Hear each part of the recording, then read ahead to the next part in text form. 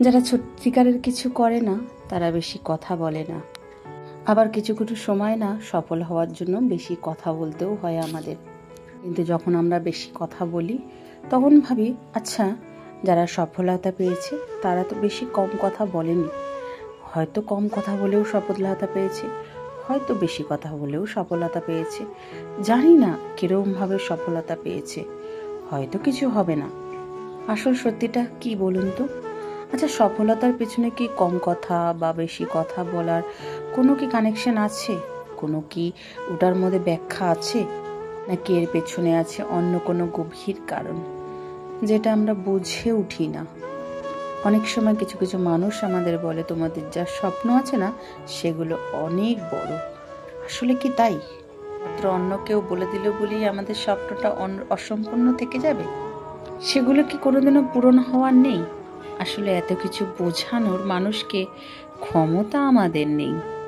তাই যারা তোমার সাথে নেগেটিভিটি কথা বলছে না তাদের থেকে দূরে থাকাটা অবশ্যই আমাদের দরকার। কেন বলুন তো? আমাদের মধ্যে পজিটিভিটিটাকে ওরা মেরে ফেলছে, নেগেটিভিটাকে কিন্তু আমাদের মধ্যে ধরিয়ে ফেলছে।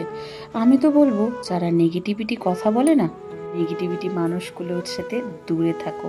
আচ্ছা, আমি তো বলবো যে তুমি সফলতা যদি পেতে চাও সেই রাস্তা দিয়ে তোমাকে একাই চলতে হবে।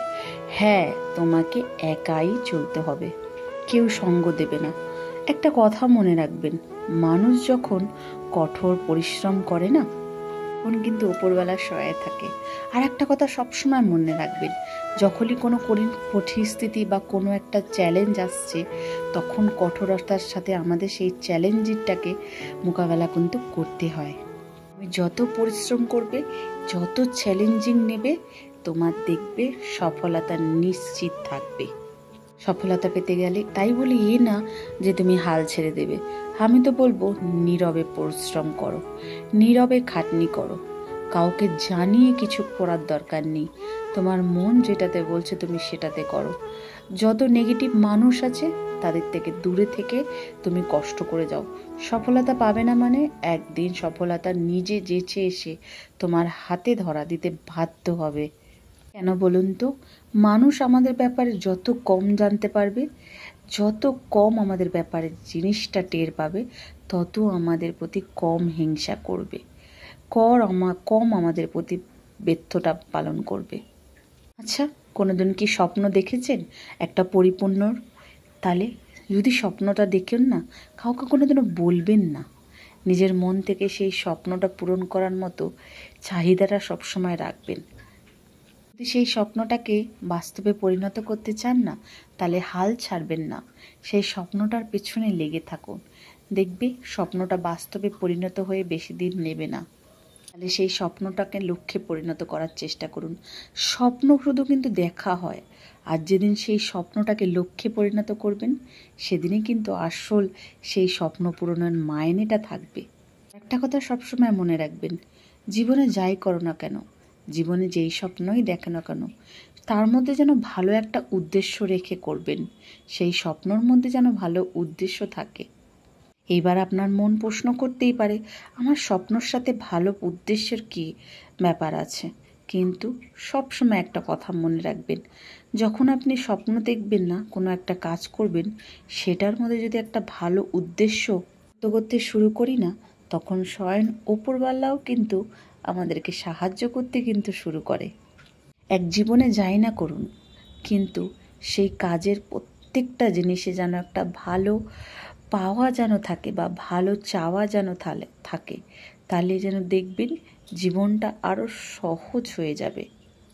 সফলতা পেতে কিন্তু অনেক সহজ তাদের জন্য, জানেন, যারা পরিশ্রম করবে মন থেকে, যারা অলসতাকে ঘৃণা করবে।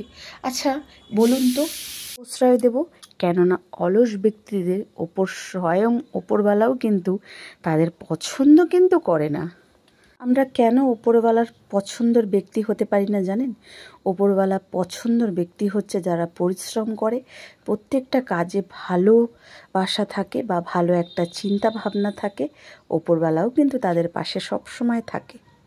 দেখো, পৃথিবীতে আছি মানে পরিশ্রম করতে হবে, জীবিত আছি মানে পরিশ্রম করে তো আমাদের যেতেই হবে, তাই না?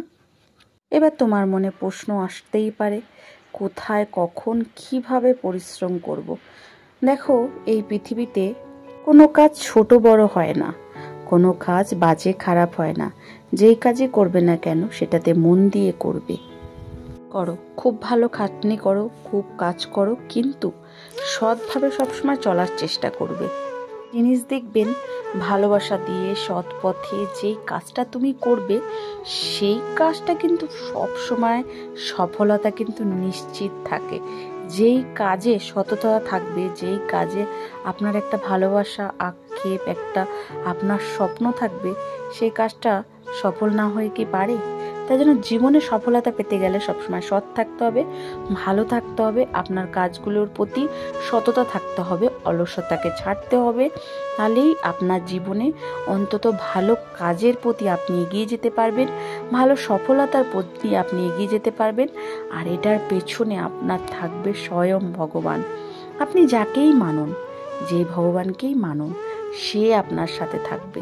আর সে যদি আপনার সাথে থাকে, আর কিসের চিন্তা? তাই চিন্তা অন্তত করবেন না।